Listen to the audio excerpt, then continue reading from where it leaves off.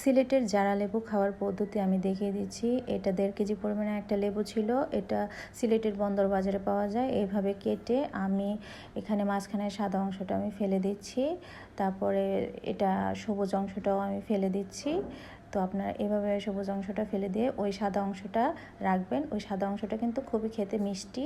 এটা এইভাবে গরম গরম ভাতের সাথে খেলে খুবই মজা লাগে। ডাল অথবা মাংস দিয়ে খেলে খুবই মজা লাগে। এটা আপনারা খেয়ে দেখতে পারেন, খুবই টেস্ট। সিলেটের জারা লেবু খাওয়ার পদ্ধতি আমি দেখিয়ে দিচ্ছি। এটা 1.5 কেজি পরিমাণে একটা লেবু ছিল। এটা সিলেটের বন্দর বাজারে পাওয়া যায়। এইভাবে কেটে আমি এখানে মাঝখানের সাদা অংশটা আমি ফেলে দিচ্ছি। তারপরে এটা সবুজ অংশটাও আমি ফেলে দিচ্ছি। তো আপনারা এভাবে সবুজ অংশটা ফেলে দিয়ে ওই সাদা অংশটা রাখবেন। ওই সাদা অংশটা কিন্তু খুবই খেতে মিষ্টি। এটা এইভাবে গরম গরম ভাতের সাথে খেলে খুবই মজা লাগে। ডাল অথবা মাংস দিয়ে খেলে খুবই মজা লাগে।